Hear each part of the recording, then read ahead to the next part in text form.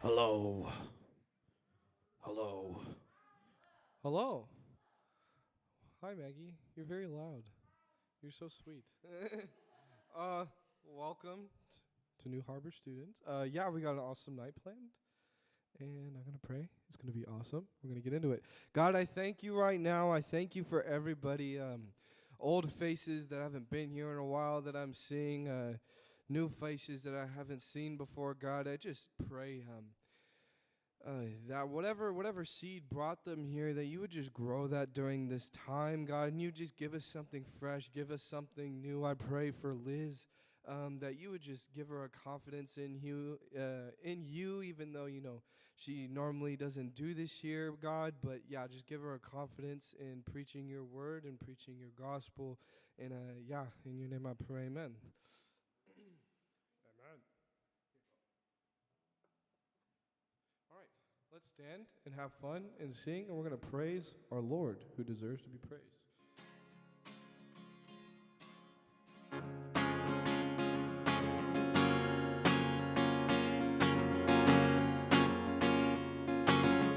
When all I see is the battle, oh, you see my victory.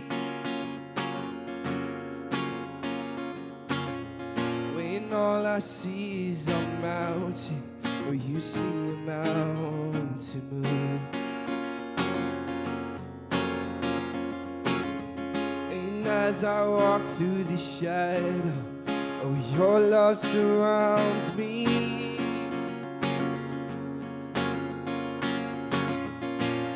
Oh, there's nothing to fear now, 'cause I'm safe.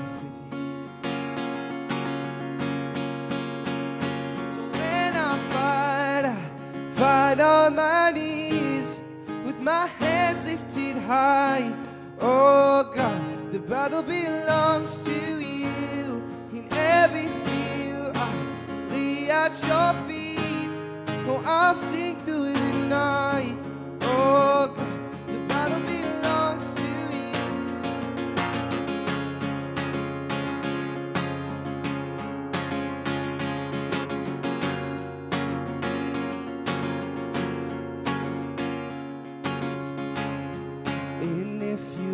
for me, who can be against me?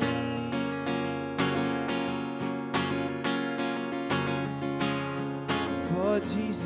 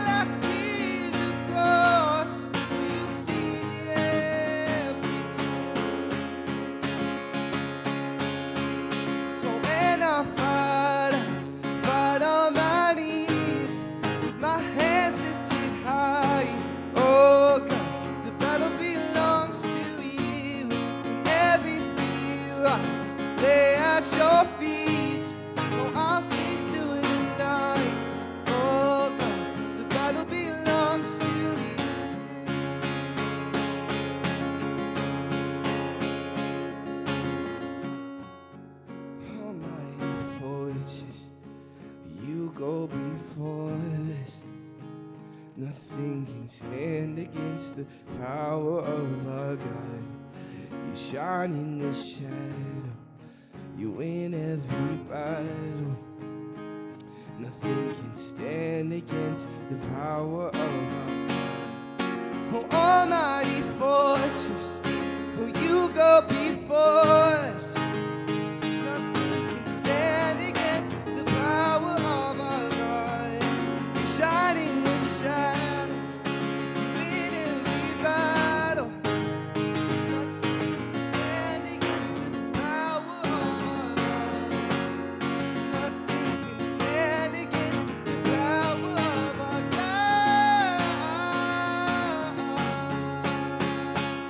And I fight on my knees with my hands lifted high.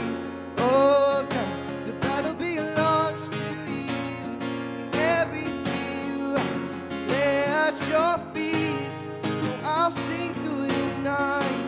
Oh God, the battle belongs to you. Oh God, the battle belongs to you. Oh God, the battle belongs to you.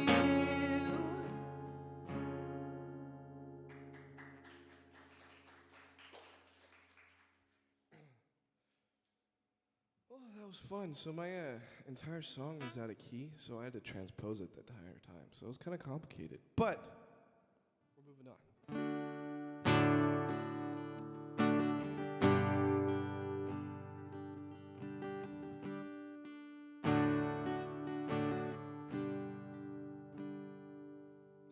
Oh, you hold the reins on the sun and the moon, like horses driven by kings.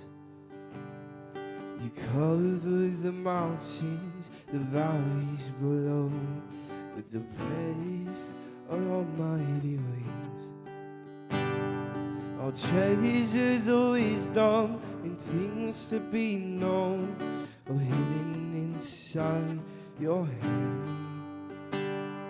And in this fortunate turn of events, you asked me to be your friend. You asked me to be your friend. And you are my first, you are my last, oh, you are my future.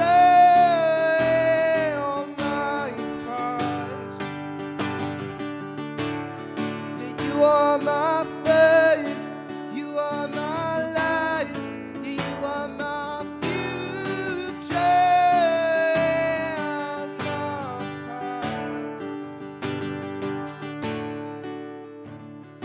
Constellations are swimming inside the breath of your desire. Where could I run and where could I hide from your heart's dearest fire? All treasures of wisdom and things to be known are hidden inside your hand. In this fortunate turn of events, you ask me. Come on, let's raise our hands and worship. You ask me to be your friend. Yeah, you are my first, you are my last, you are my future, my pride. Yeah, you are my first, you are my last, you are my future, my pride.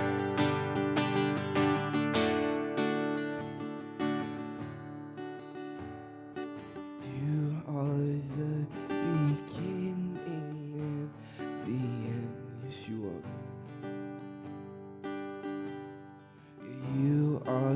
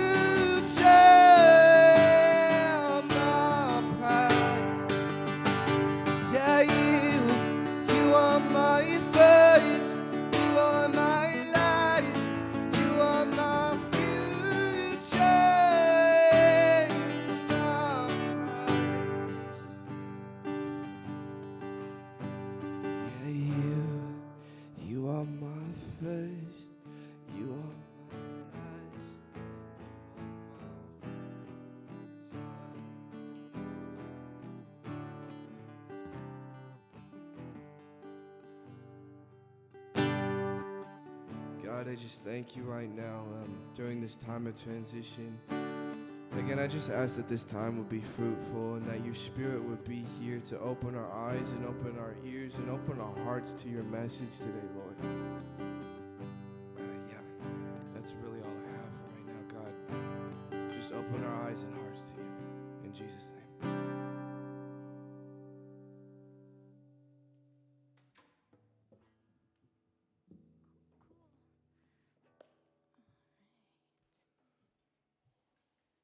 Thanks, guys. Oh, the lights are right there. Woo! Cool. Awesome. All right, let's see if I can take this off without. Oh, yeah. That's like the hardest part is taking your mask off and not like messing up your mic. Oh, let's see if you guys can hear me. Is that good? Yeah? Cool. All right. Well, I almost said good morning, guys. Good evening. Yeah, 7:25. Yeah, it's evening time. All right. Glad to be back. How's everybody's week going? Good. I mean, I guess we're about to start another week of school or work or like, can you guys show me on your fingers how many days of school left there are? I think I have 8. 3? I think we have 8. We have this week. Oh no, is it 2? 7? Because we have all of next week and then Tuesday, Wednesday, Thursday. Oh yeah, so 3 days. So 8 days for Visions folks. Like you're technically supposed to be doing your work, some sort of academic thing if you're at Visions. So that's what I'm like coaching families. Oh, you're done with all your work. Like, can you like read, like do some math, just to like get your minutes in. But yeah, who's excited for school to be done? Like you were just like ready for summer. Yes. I have a very like practical, logistical question for you guys. Like, are people like going away for the summer? Like your parents are like, have plans for you to leave? Like maybe no one wants to admit yet. Maybe like I'm not like writing it down, reporting it anywhere. I'm just like seeing. So, because I don't know if we have any big events yet, like officially on the calendar yet for youth group, but well, that is exciting. We're not all going to Disneyland with you though, Lucas. That would be pretty cool. I heard they're doing something for teachers too, like, I don't know, special rates or something. But anyway, Bo's too little. He wouldn't quite remember it yet, so we'll make sure to go when he can remember. So what I'm talking about today is really exciting. Have you ever listened to a song and then it just like kind of hits your heart? You're like, oh, this is like my groove. This is my jam. Like, love this song. And this is it is literally like a silly song. So I don't know if you guys have grown up listening to like kids Christian music. Like there's some really old school ones like Donut Man and Salty the Singing Songbook that like Dan grew up. It's like literally a blue book that's about Psalms, and like he sings Christian music with like these kids. It's actually a little terrifying, his makeup, but he sings good Christian music. And there's a Hillsong group called Funny Man Dan, and he sings Christian little kids songs. And so one of those actually like hit my heart a couple weeks ago, and I'm like, I think I'm gonna do my like teaching based off this. So I asked Blake to see if he could like pull up a little bit of the song, so maybe you can kind of get my sense of why I enjoyed this song. So we'll see if we can play a little bit of it. I don't know. I have to talk a little bit behind it so that copyright and things. But it's got a good jam to it. You hear the like? I like this. It's got a good thing. And it's gonna start naming. You gotta like bop your head a little bit. These are just some of the heroes from the Bible's pages. Put their trust in God and down through the ages. Generations have heard these heroes' tales. And then you can pause it right there. Yeah, I really want to play the whole song, but look it up. It's called Unlikely Heroes. And so each little verse is a Bible story, like in 4 lines. Like the first one, they talk about, first up is Joshua, strong and courageous. It's like good. And one of the lyrics, verses, like seriously gives me strong Hamilton vibes. Like they kind of rap it a little bit. And I'm like, oh, this is my jam. So we're going to be talking about unlikely heroes in the Bible based off this song. But I ended up choosing heroes that I feel like were more unlikely than in the song. But before we get into that, I want to ask you guys, like, who loves a good underdog or unlikely hero tale? Like, that's a very strong, like, theme in a lot of stories or movies where the hero, the main character, ends up becoming the hero, and it just seems so unlikely that they would be the hero. And I actually just thought of one. I know some of you guys really like Avatar: The Last Airbender. Like, who likes that show? So Aang is like this immature little 10-year-old, and he's supposed to save the whole world in like less than a year. And you're like, what? This kid like wants to like find penguin. What are they called? Like penguin. He wants to go penguin sweating. He wants to go catch giant fish. Like he can't take the saving the world business seriously. Like we're doomed, right? And he ends up like getting it together, right? And it's like such a cool story to see him grow. Like the character development is so good. If you haven't watched it, like highly recommend. Another character I was thinking about, I don't know if people are good, like big Harry Potter fans, but like Neville Longbottom, like first book, you're like, dude, this kid can't find his toad. He's clumsy. He just seems so like out of sorts. Like he doesn't seem to fit in at all. But he ends up, I'm not going to give anything away, like he ends up coming out to be a big hero towards the end of the series. And so I think it's really cool. It's like built into us to root for kind of those underdogs, those unlikely heroes, because in a sense, we identify with them. And we'll kind of get to that too. But before we get into my 3 Bible stories we'll talk about today, I want to hit upon something that I think you guys can relate to. Who has a hard time getting into the Bible sometimes? Like you open it up and you're like, I am overwhelmed with the wording, or it just seems complicated. Like I have a hard time connecting with what's being said, or I don't even know where to start. Has anyone had that happen? You see, I'm raising my hand too. Sometimes it's hard to get into the Bible. And I want to share one area that might make it hard. This book is a book of stories that happened a really long time ago. We're going to be looking at Old Testament stories, which happened over 2,000 years ago, right? Because Jesus came around like 0, like AD, right? Which is already 2,000 years ago. Old Testament happened like between like 1,000 or 2,000 years previous to that. So we're talking about really old time in history, that already. So we have the history, and then we have a culture that's really different from ours. Like, it's not American capitalism, consumerism, like instant information via technology. It's like so different, right? And then where it happens, right? We're not talking about people that lived here in North America. We're talking about people who lived way out in the Middle East, long time ago. So we have a lot of things that can disconnect us from the Bible stories. And because of that, sometimes when we read, especially Old Testament, it's hard for us to relate to characters or the situations that they go to, because we're just like, I just don't even know understanding what's going on in this story. Like, why is she even mad at him? Like, what did he do wrong? I don't understand. Like, that's okay. And part of the way we can understand the Bible more is just becoming more familiar with it and just reading the stories and asking God to reveal just a little bit more each time you read the story. I've shared with a couple people that I've read the Bible through a couple of times. If you haven't done that yet, I really strongly encourage you to. I've been talking to Dan, like, we need to do like a everyone read the Bible in a year sort of thing. But like, we're talking about it. We'll see. But I would just encourage you, as we go through and kind of summarize these 3 different Bible stories today, it can be a little confusing. There might be some situations where, like, I don't understand why this is a big deal. But these were real people.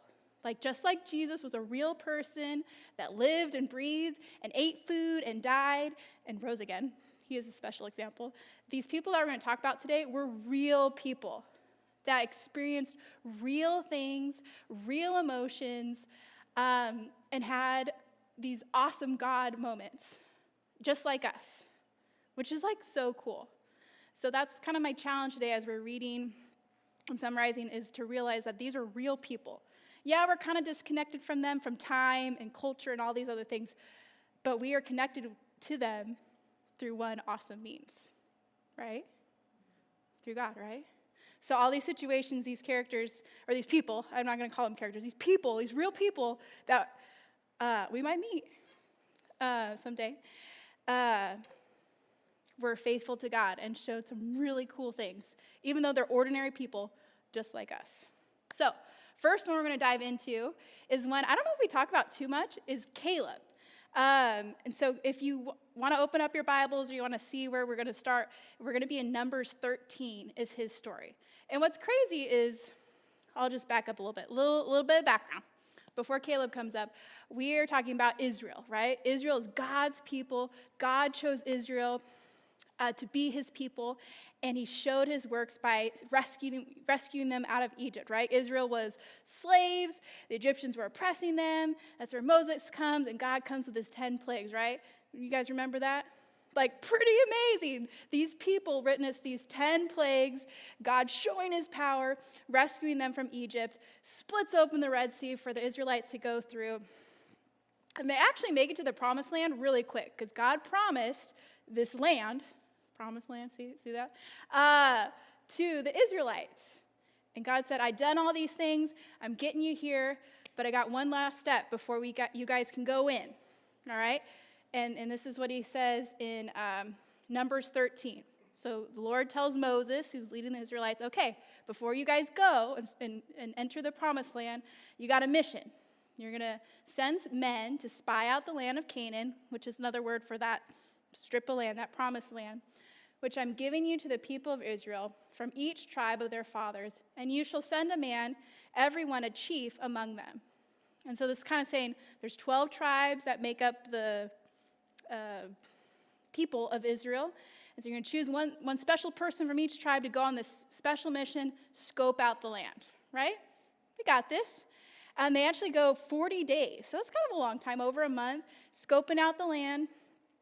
Caleb is one of those 12 from Judah.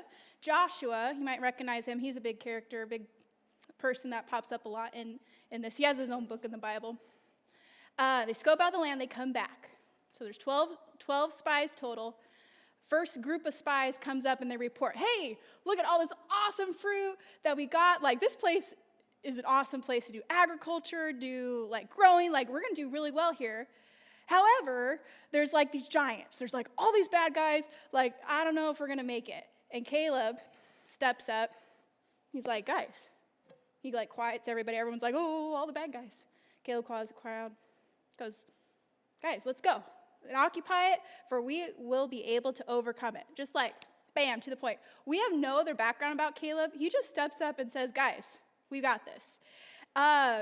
However, Caleb's strong words are totally overlooked, and the whole of Israel is like, whoa! Like, literally, if you remember, there's like this SpongeBob clip of everyone like running around and like Krusty Krab's on fire, and like, there's someone screaming. Like, that's literally what Israel does. They're like freaking out. They're like, no, we cannot do this. Like, we're going to die. And it actually gets to the point where the people want to stone, a.k.a. kill, Caleb, Joshua, Moses, and Aaron, and like all the leadership. They're like, you're going to kill us all, so we got to kill you first before you kill us by doing this thing. Like, literally, they are going to kill the leadership for saying, let's take over the promised land, which God, who's done all these things, said they were going to do.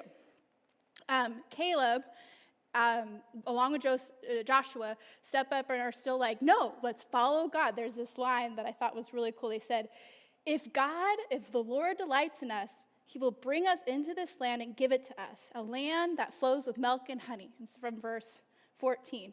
And so even despite all these things Israel is saying, Caleb stuck to his word, was faithful to God in the midst of like everyone like freaking out, like majorly. He is what we call an unlikely hero. Comes out of nowhere, comes out of left field. We had no previous like encounter with Caleb. He gets mentioned after the fact because Israel gets like a major consequence for freaking out, which is the 40 years in the desert. And then every time this gets mentioned, God's like, oh yeah, and actually Caleb and Joshua, they get to go in.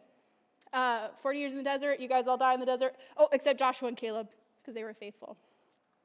It's like, what? Like, that's crazy. Like, it's awesome. God rewarded their faithfulness, but it's like such a bummer that Israel like totally messed up, right? Unlikely hero. Everyone else freaking out, not trusting God, not believing God and his promises, and Caleb was faithful. He trusted God, thought God was going to keep his word. All right, next story we're going to talk about real quick. And this one's close to my heart. Before I say his name, I don't know if he's up there. So fast forward, Israel does take the promised land. After their 40 years in the desert, Joshua leads their armies, and they start taking out all the bad guys one at a time. They're not perfect. They're not perfect at it. They make mistakes. But they start to take over the land. They're in the time of the judges. That means, like, not quite kings, but, like, these random people God would, like, bring up and, like, defeat bad guys and, like, restore Israel to God. It's good times. During this time, there's a famine. And one family in Israel decides, hey, there's not a famine over here. Let's go to this other land. Husband and wife, their 2 sons. 2 sons die after having married ladies from that land. Husband dies, and so this mom with her 2 daughter-in-laws is like, peace out, ladies. I'm going to go back to Israel. You guys go back to your houses. I'm going to go back because this sucks. Like, all our guys died. Life is really, really hard. And one of them decides to go to Israel, not her homeland, with her mother-in-law, which already, like, there's this, like, theme in a lot of movies where mother-in-laws and daughter-in-laws, like, don't get along. I don't know. That's a thing sometimes. That's a thing. But Ruth breaks that mold and says, Naomi, I'm going to go along with you. Now, do you know who, like, the hero is in Ruth's story? Do you know who that is? Did I already say his name? Boaz. Huh. So Boaz is the hero in Ruth's story. And if you don't know, Boaz is my son's name. It's very special, dear to me. But what Boaz does is when Ruth comes into town, Ruth happens to come upon his field, and he just so happens to be so gracious to her and be like, oh, you're helping your mother-in-law. I've heard of all these wonderful things. You seem so wonderful. Here, you can take more. Here. And Boaz shows a generousness and a kindness to Ruth, who is a foreigner, who's a widow. She's not checking a lot of boxes, so to speak, right? And he's showing her this graciousness. And on the surface, when you read Ruth, you're like, yeah, Boaz seems like a hero. He's runs this, like, field. He has servants, so he has some wealth. He has some influence. He has some power. There's a line in Ruth 2, verse 1, that says he's a worthy man. So he already has this, like, great reputation. Why wouldn't he be considered a hero? And you have to read between the lines a little bit. We get a clue that he is an unlikely hero from when Ruth proposes to him. So if you don't know the story, Boaz should be the next person in line, or one of the people that Ruth can marry and have land, and then have, like, have the life that they're looking for. The special word is called kinsman redeemer. And Ruth does this thing where she shows up after the harvest, or while the harvest is happening, and, like, falls asleep at his feet, which is already, like, a little sketchy, like, what's happening? And she's like, you're my kinsman redeemer, Boaz. And he's like, oh, yeah, like, okay. And he says this line, it says, you have made this last kindness greater than the first, in that you have not gone after young men, whether rich or poor. And so we get a little bit of a hint that maybe Boaz is kind of old, and maybe he hasn't married before. Is there something wrong with him? Like, why had, like, this rich, seemingly influential person not already have a wife and a family and have that box checked, right? And then you figure out who his mom is. Does anybody know who Boaz is in the Bible? Mom was? He kind of blacklisted him, who his family was. And so even though he had checked all these awesome boxes, wealthy, generous, kind, honorable, his mom was a prostitute. So his mom was Rahab.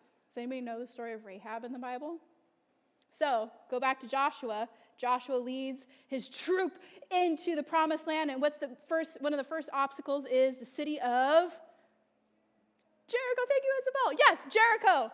And Rahab is the prostitute that the spies come in and she saves, and then she ends up joining Israel as they come through Jericho and the rest of the promised land. So even though Rahab is like a hero in the Bible, her son might have been blacklisted because of her prior profession.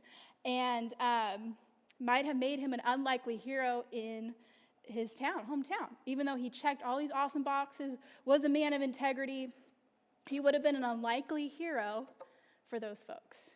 And fun fact, Boaz and their son, Boaz and Ruth's son, ends up being in the lineage of Christ. So when you look at Christ, like who his father was all the way back to like Abraham, Boaz and Ruth are mentioned in that, which is pretty cool. All right, unlikely hero. Sometimes your family and where your upbringing was sometimes makes you unlikely to be the hero. All right, last story, real quick, is about Miss Esther. So, yes, love Esther, love the story of Esther and Ruth. Actually, it's very interesting how those books are written. Ask me about it sometime.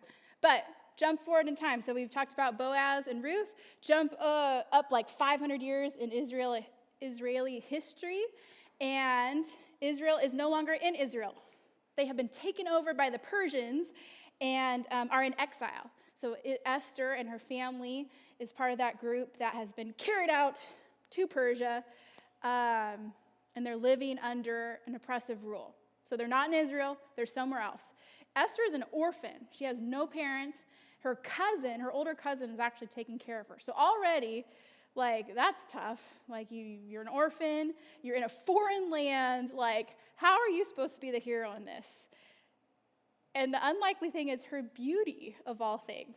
So, do a little background. King of Persia is mad at his queen. His queen has, like, totally disrespected him. And, like, an egomaniac is like, well, I'm just going to get a new one. And I want the best one. And so they literally do, like, a Miss Persia pageant. So they like grab all of these like beautiful women. They don't care who they're from, where they're from, who they are. They collect all these beautiful women from across the land. Esther gets chosen, and they do a year's worth of like beauty treatments. Like, that sounds pretty cool. Like, okay, kidnap me, and I'll go to the spa for like a year and get massages. Like, that sounds kind of cool. And Esther is not only beautiful on the outside, but she is beautiful on the inside. And the people that work with her, like, adore her and just think she's so awesome. And so it ends up, Esther wins kind of the regard of the king and becomes queen. And one thing you have to know, though, it's not like the king and queen are, like, hanging out all the time. The king just, like, likes her best. And so she hangs out in her little house, and then he'll go visit her and hang out sometimes. But it's still pretty cool. Jewish, foreign, exile, ends up becoming the queen of Persia. So while she is queen, a problem arises. This guy hates Jews. And I don't mean to, like, trivialize this, but have you guys heard of the movie series called The Purge? Like, it's this horrible concept where, like, there's no, not that there's no crime, but there's no consequences to crime for, like, 24 hours. It's, like, the premise of a lot of the movies. And so, like, the big part of the series is, like, people, like, just trying to kill each other, which is, like, horrible. I don't recommend it, but The Purge is literally what happens in this story. So this guy hates the Jews, he wants to destroy them, and convinces the king of Persia to have a holiday to murder all the Jews in the whole, like, kingdom of Persia.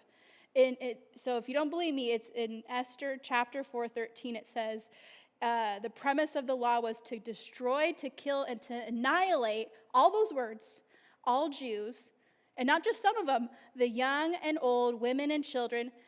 And they have a specified day. It says, in one day, the 13th day of the 12th month, and to plunder their goods.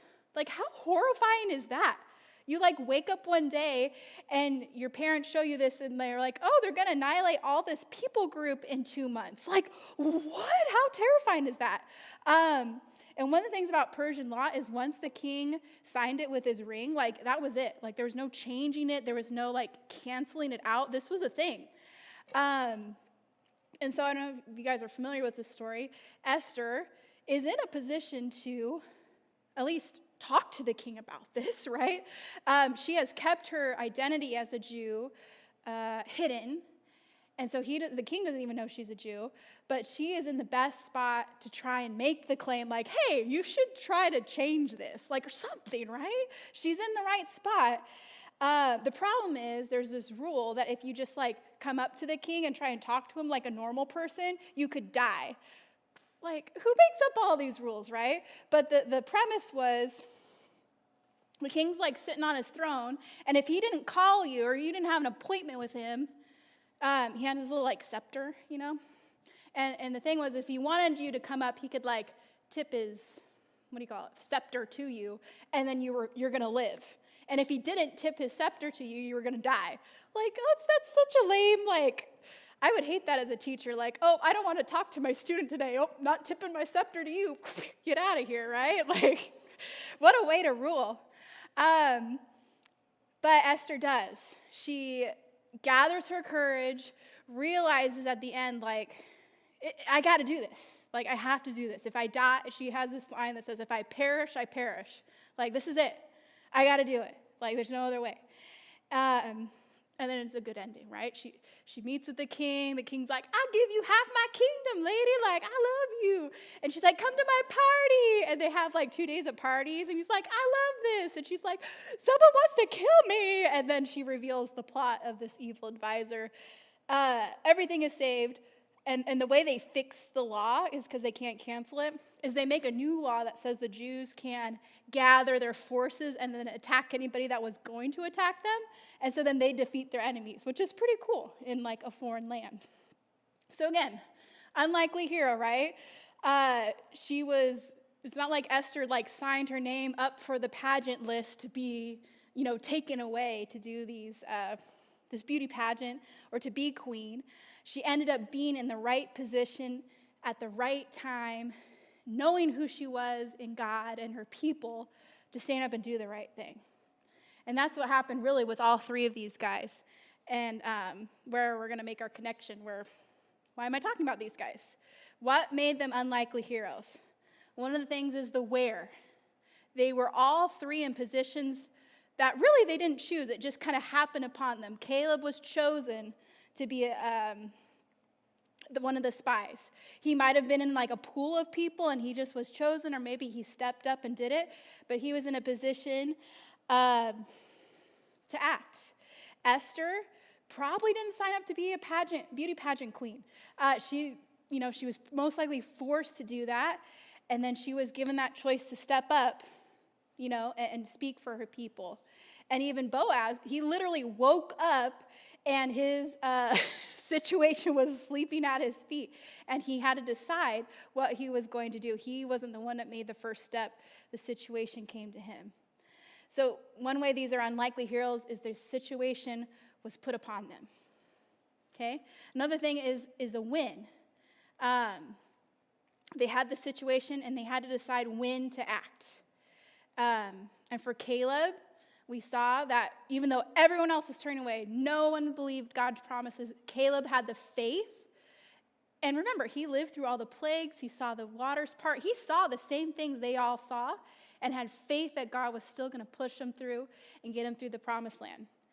Boaz, who had been doing the right thing, treating people generously and with integrity, and had a reputation as an honorable person, carried through with that role to marry Ruth, even though he didn't have to. Esther, again, didn't have to stand up and risk her life to save her people, but she had the courage to, right? She had the courage to risk her life to save her people. So again, they had this situation presented to them. They had to respond quickly, but why? Why were they able to? And in some of these stories, it's clearer than others, but it's kind of what I already mentioned already. How are we already connected to these characters? How are these characters like us? Even though they're from thousands of years ago, different culture, different time, how are they connected to us today? They're people. They knew God. Now, they might not have had the Holy Spirit like we do daily living in us, but these people knew God, and they knew their situation was smaller, infinitely smaller than God's perspective on all of it, right? Caleb saw giants. Like the spies come back and they're like, these people are giants. We look like grasshoppers to them. And Caleb's like, whatever. Like, we've got God. That's all we need. Esther, putting her life on the line, and really at the end of the day going, God could wipe me out. God could decide to have me killed right now from the king, but I'm going to lay it all on the line for my people because we're God's people, right? There's a line in the song we didn't quite get to, but it says, their stories seem to start the same way, an ordinary life, but they chose to obey, and unlikely heroes is what they all became. And they obeyed God in the midst of everyone else ditching out, in the midst of high risk of death or like horrible things happening to them. They chose to obey God and the calling that they had on their lives. So I'm going to wrap it up here in just a minute or two, and then we'll have Lucas come up. I'm just going to read this last little bit. Just like these real life people that lived and breathed and went through crazy, tremendous things, let us be faithful in the little things. Because you don't get to be faithful in the big things if you haven't been doing the little daily things, right? Let's have integrity woven into our daily lives like Boaz. He was like, it was a habit for him to greet his people with kindness and to show generosity to others. That was something he was already doing. And then let's have some courage in our small conversations with our friends and family, where maybe we need to say the truth. Maybe just a little bit here and there, just a little bit more than we've been doing. So we've talked about unlikely heroes who are really just ordinary people who face extraordinary consequences or circumstances and have persevered because we have an extraordinary God. And you guys are going to face that too. If you haven't already faced an extraordinary circumstance, well, we had COVID last year. I think everyone's kind of faced some sort of extraordinary circumstance. We can persevere because we have God on our side. And so I guess one little challenge to you, if you hear that and you feel somewhat defeated, check your perspective. Do you have God's perspective in your life? Are you so narrow-minded, you're just thinking about the daily stuff? Oh, what are they going to think? Oh, if I do that, what's going to happen? Oh, I've been there. Believe me, I've been there. I've been a worrywart this year, and I know I shouldn't be. I got to keep working on my perspective. I don't know. If you need to check your perspective, check in with God, okay? Read the Bible, get to know him a little bit better. He likes to share himself with us like a friend, because he is our friend. All right, I'm gonna pray and wrap us up. Thanks, guys. Dear Lord, I just thank you so much for today and digging into your word and these awesome stories of people that have overcome just tremendous things, Lord, facing death and,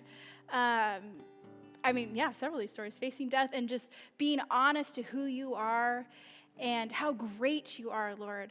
And I just pray for our lives as we move forward that we can remember that you are a big God. And even when we face crazy circumstances or things in our lives, Lord, that you are there, you are with us, and you're challenging us to obey you in those moments.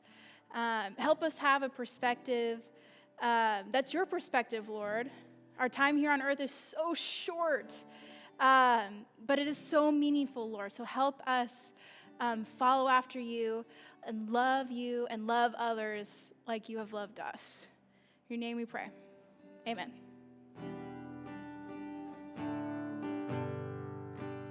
Please stand.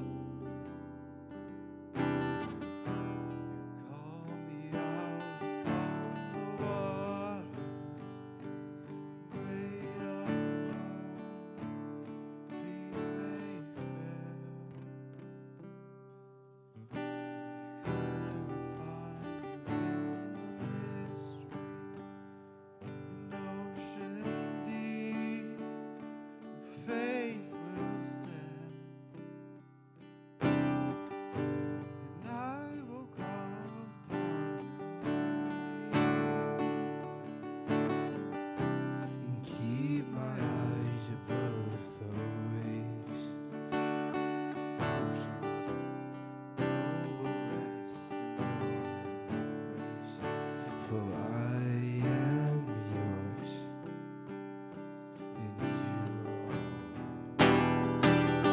are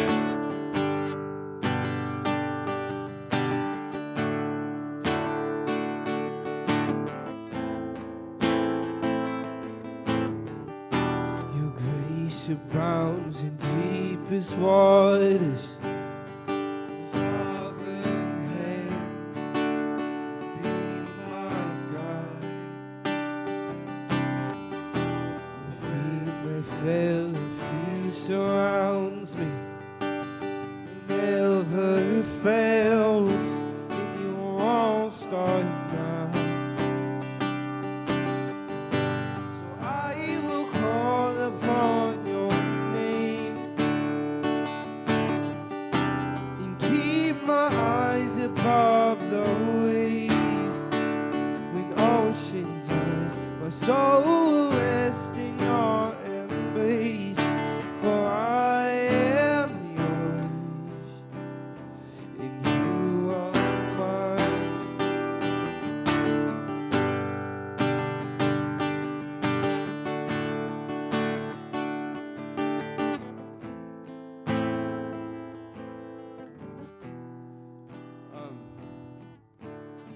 The reason I picked this song is just because throughout all of Liz's message, you just see all these people, you know, as she said, following God in circumstances where people won't.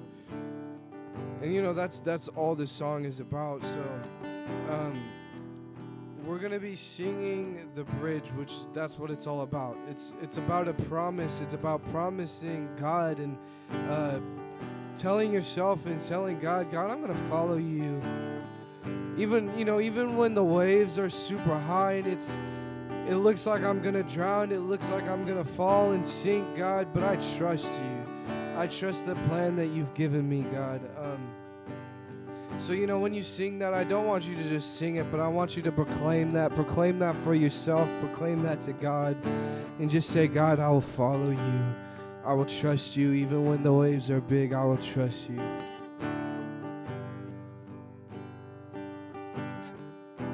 Spirit, lead me when my trust is without borders. Let me walk upon the waters wherever you would call me. Take me deeper than my feet could ever wander, and my faith will be made stronger in the presence of my Savior. Spirit, lead me when my trust is without borders. Come on.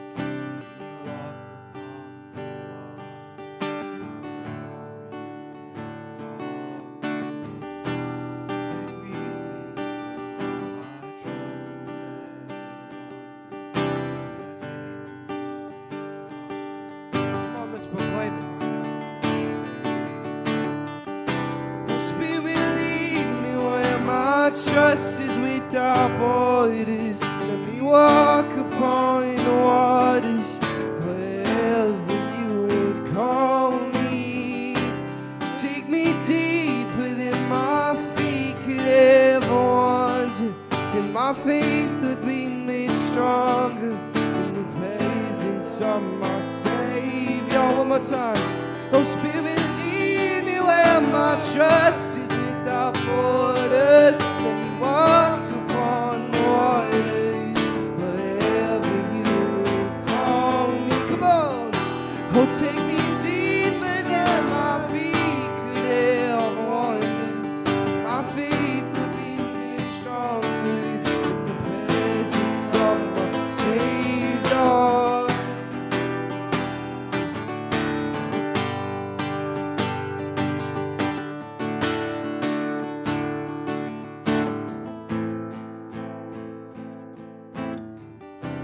And I will call upon you. Keep my eyes above the waves. My soul rests in your embrace, for I am yours, and you are mine. And I will call upon your name and keep my eyes above the waves. My soul will rest in your embrace, for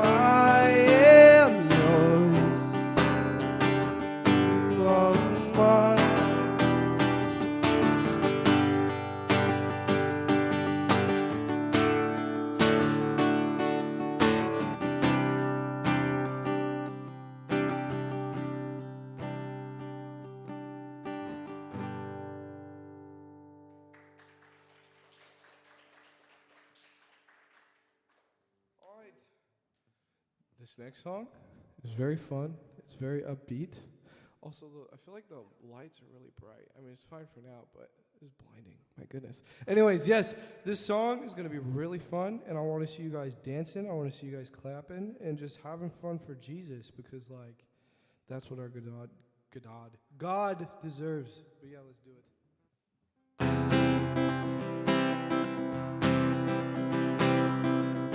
My wrestling, in my doubts, in my failures, you won't walk out. Your great love will lead me through. You are the peace in my troubled sea. Oh, you are the peace in my troubled sea. In the silence, you won't let go. In the questions, your truth will hold. Oh, your great love will lead me through. You are the peace in my troubled sea.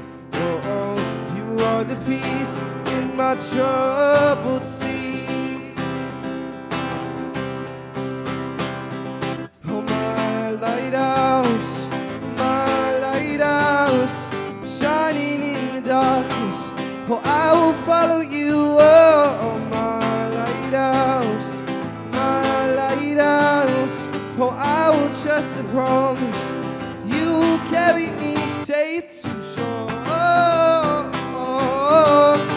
Safe to shore. Safe to shore. Safe to shore.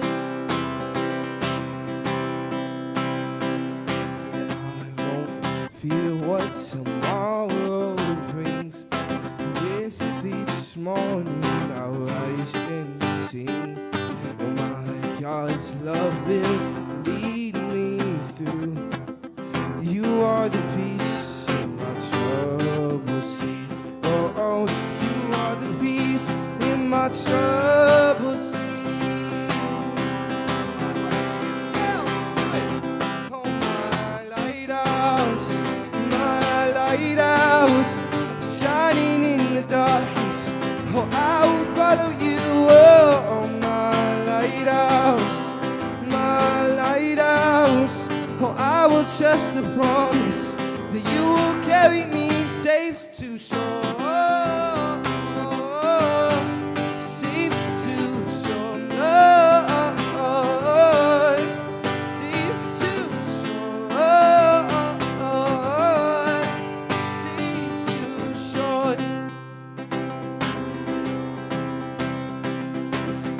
Far before us, you'll be the brightest. You will lead us through the storm. Far before us, oh, you're the brightest. You will lead us through the storms. Far before us, you're the brightest. You will lead us through the storms. Oh, my lighthouse, shining in the darkness. Oh, I will follow you. Oh, my lighthouse. Oh, I will trust the promise that you will carry me safe. Oh,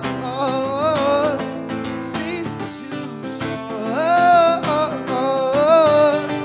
Safe to shore. Safe to shore.